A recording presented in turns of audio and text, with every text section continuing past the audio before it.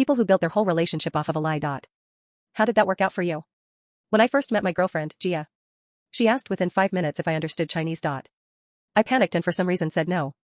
Even though I'd literally lived in Beijing for 3 years. And spoke fluently. But before I could correct myself. She looked relieved. Perfect. My last boyfriend was Chinese. And he'd get way too involved in my family drama. I need someone who can just smile and nod at dinners. I gulped, smiled, and nodded. By the end of that date, I decided I'd keep the lie going. And cross that bridge when I got to it. But then came my first family dinner. Her grandmother looked at me and said in Mandarin. This one looks like he sells phone cases at a mall kiosk. Her mother responded, at least phone case boys have ambition. This one looks like he gave up. Gia squeezed my hand and whispered. They're saying you have kind eyes. The drive home, I almost told her the words were right there. But then she said, I'm so glad you can't understand them. They can be so embarrassing. And I thought, maybe she's protecting me. Maybe she's embarrassed by them. Maybe if I just wait it out. They'll warm up. They did not warm up. Her uncle called me the human participation trophy. Her aunt asked if my parents were professionally disappointed in me. Her grandfather, once, spent an entire dinner explaining to Gia why my face was geometrically unfortunate. Every single time, Gia would listen. Sometimes laugh, then turn to me with some fake translation. They love your shirt. Granddad wants your workout routine. Meanwhile, Granddad had literally just told me. His friends in the ground have more muscle than me. The worst was how she'd whisper back to them quickly. And I couldn't tell if she was defending me or piling on. I replayed those whispers constantly. One night after a brutal dinner. I almost broke. Her mother had spent 20 minutes explaining why Gia should leave me. Before she wasted her good years. And I was lying in bed that night. Staring at the ceiling when Gia curled up next to me and said. I wish you could understand them. You'd see how much they actually like you. I said, and nothing. I just stared at the ceiling with a clenched jaw until she fell asleep. Then it happened. Gia found my old journal while cleaning out a closet. It was entirely in Mandarin. From when I was writing poems to learn the language. What is this? She asked. Her face going white. My roommates quickly said he left it when he moved out. Your roommate wrote poetry.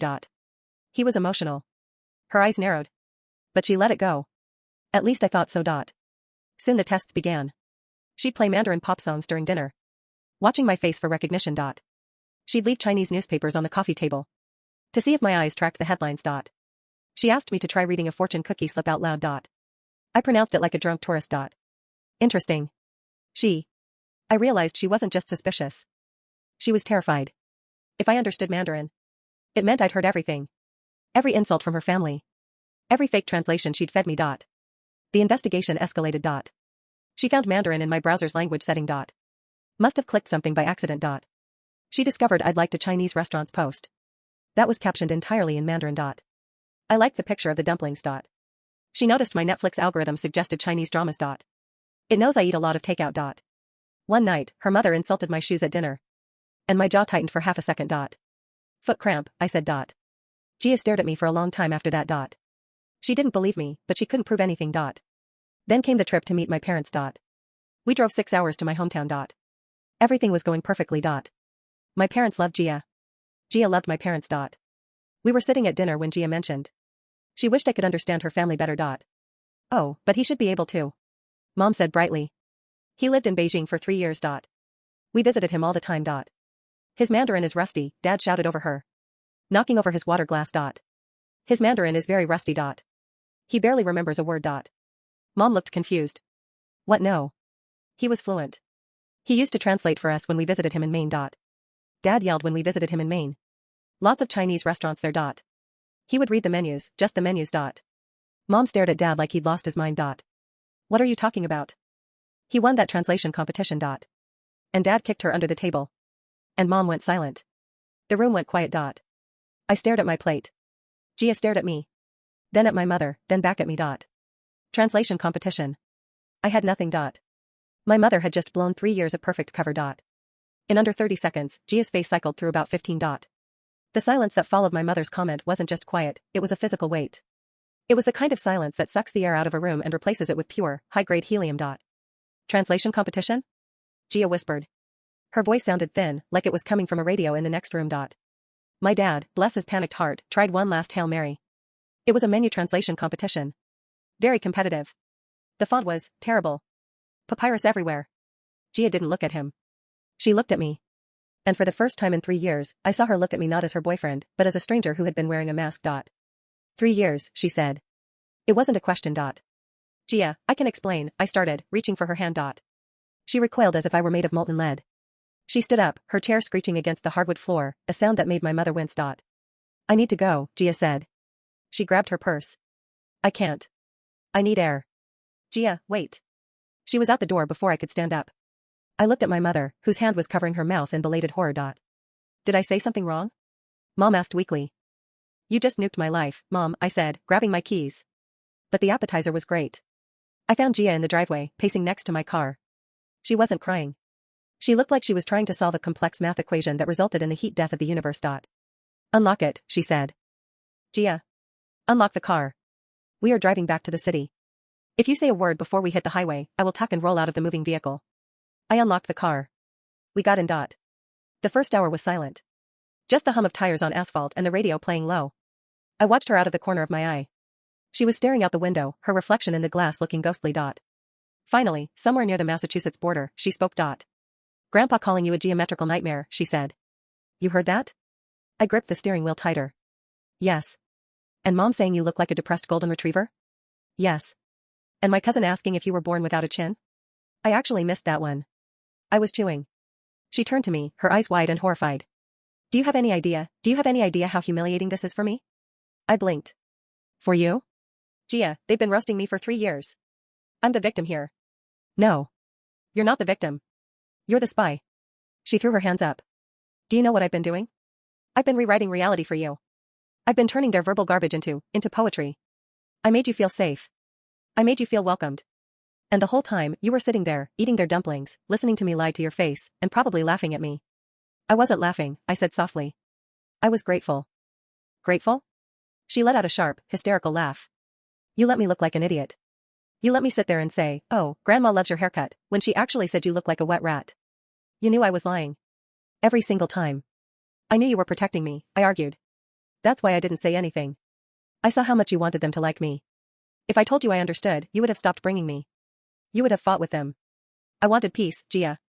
You wanted a free pass to avoid confrontation, she countered. You let me carry the weight of their cruelty alone. I had to absorb it, filter it, and repackage it for you. That is emotional labor, and you just sat there and watched the show. She slumped back in her seat. I feel like I don't even know you. A translation competition? You speak fluent Mandarin? I dream in it sometimes, I admitted. She covered her face with her hands. Oh my God. The fortune cookie. You pronounced it like an idiot on purpose. It was really hard to do. I felt dirty. I can't do this right now, she whispered. Just drive. We didn't break up, but we didn't exactly stay together. We entered a purgatory I called the quiet zone. Gia went to stay with her sister for a few days. I went back to our apartment and stared at the walls. The silence was different now. It wasn't the silence of secrets, it was the silence of judgment. 3 days later, she came back. She walked in, put her keys on the counter, and looked at me. I have a proposition, she said. I'll do anything. I'll relearn English. I'll get chin implants. Shut up, she said, but there was no venom in it. Just exhaustion. Here is the situation. My grandmother's 80th birthday is next weekend. It is a banquet. 150 people. The entire extended family. People from Taiwan are flying in. I flinched. Okay. You are coming, she said. And you are going to continue the lie. I stared at her. What? Why? Because if they find out you speak Mandarin, they will know I knew they were being awful and didn't stop them. They will lose face. I will lose face. It will be a scandal. Gia brought a spy into the house. They will never trust me again. So we just keep lying? Forever? No, she said, her eyes narrowing. We lie for one more night. We get through the banquet. And then, we stage a breakup. We blame it on. I don't know, cultural differences. You walk away, I look sad, and we date in secret until they die or forget you exist. That is the worst plan I have ever heard, I said. It is the only plan that keeps my family from imploding, she insisted. Can you do it? Can you be the clueless boyfriend one last time? I looked at her. I saw the stress lines around her eyes. I saw how terrified she was of her own family's judgment. Okay, I said. One last performance. The Golden Dragon banquet hall smelled of shark fin soup and impending doom. There were 12 tables, all covered in red cloth. The noise level was deafening. I was wearing my best suit. Gia was gripping my arm so hard I was losing circulation. Remember, she hissed. Smile. Nod. Eat. Don't react. We approached the head table. The Holy Trinity was there, Mom, Grandpa, Grandma. Ayu, Grandma said as we walked up. She looked frail in her wheelchair, but her eyes were sharp as flint. Here he comes. The mute giant. Grandma says you look very handsome, Gia said, her smile plastered on. Thank you, Nai, I said, bowing slightly. Look at him bow, her uncle sneered from 2 seats down. Like a bamboo stick in the wind. No spine. Uncle says your posture has improved, Gia translated. I sat down. The lazy Susan spun. Cold jellyfish. Roast duck. Tension. For the first hour, it was business as usual. They ignored me, or they talked about me like I was a piece of furniture. I did my part. I ate the weird bits they put on my plate as a test. I smiled when they laughed, pretending to share the joke. But the atmosphere was different tonight. There was an edge to it. Alcohol was flowing. Grandpa had finished 3 glasses of baijiu. Gia, Grandpa boomed, slamming his glass down. The table went quiet. When are you going to stop playing with this toy? Gia froze. Grandpa, please. No, I am serious, he continued, his voice slurring but loud. He is useless. He has no money. He has no culture. He sits there with that stupid smile. He is insulting to us. He is insulting to you. He treats me well, Gia said, her voice shaking. He treats you like a dog treats a bone. Grandma chimed in. He just wants a trophy. Look at him. He doesn't understand a word I say. I could tell him his mother is a pig and he would say thank you. The table laughed. It was a cruel, wet sound. I looked at Gia. She was staring at her plate, her face burning red. She wasn't translating this time. She couldn't. It was too much. Tell him, her mother urged. Tell him we think he should leave. Tell him he is not welcome in our photo. Gia looked up. Tears were brimming in her eyes. She looked at me, and I saw the plea. Just take it. Just a little longer. But then I looked at Grandpa. I looked at the smug satisfaction on his face. He wasn't just insulting me, he was humiliating Gia. He was showing the whole room that he owned her, that he could force her to translate his poison. Something inside me snapped. It wasn't anger. It was clarity. The lie hadn't protected me. It had enabled them. I stood up. Sit down, David, Gia whispered frantically. I picked up the bottle of baijiu from the center of the table. I poured a shot into my glass. The clear liquid rippled. I looked directly at Grandpa. Grandfather, I said. But I didn't say it in English. I said it in Mandarin.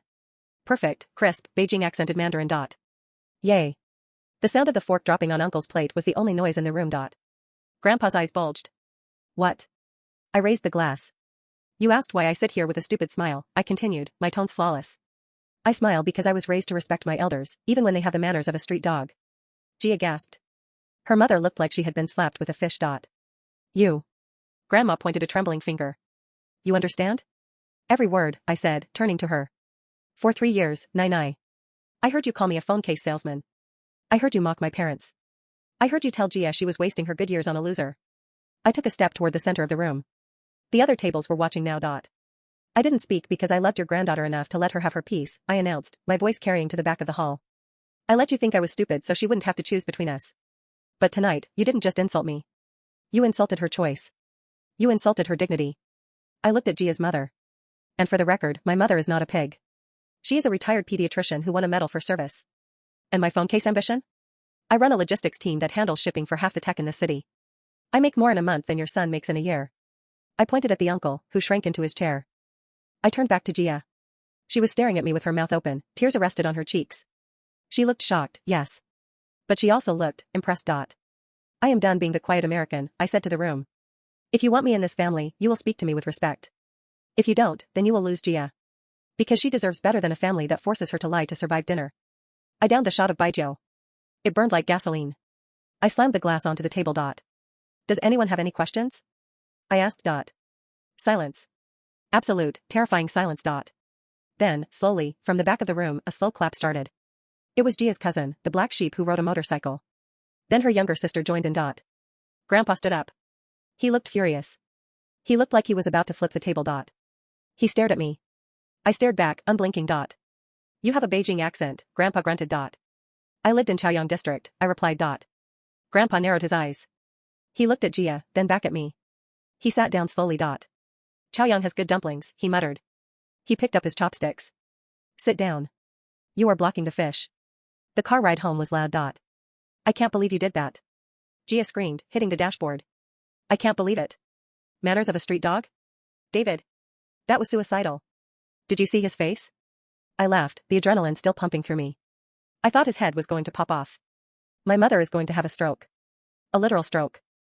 Your mother respects strength, I said. Did you see how she poured me tea after I sat down? She's terrified of me now. Gia stopped hitting the dashboard. She looked at me. A smile tugged at the corner of her lips. It was pretty hot, she admitted. Yeah? Yeah.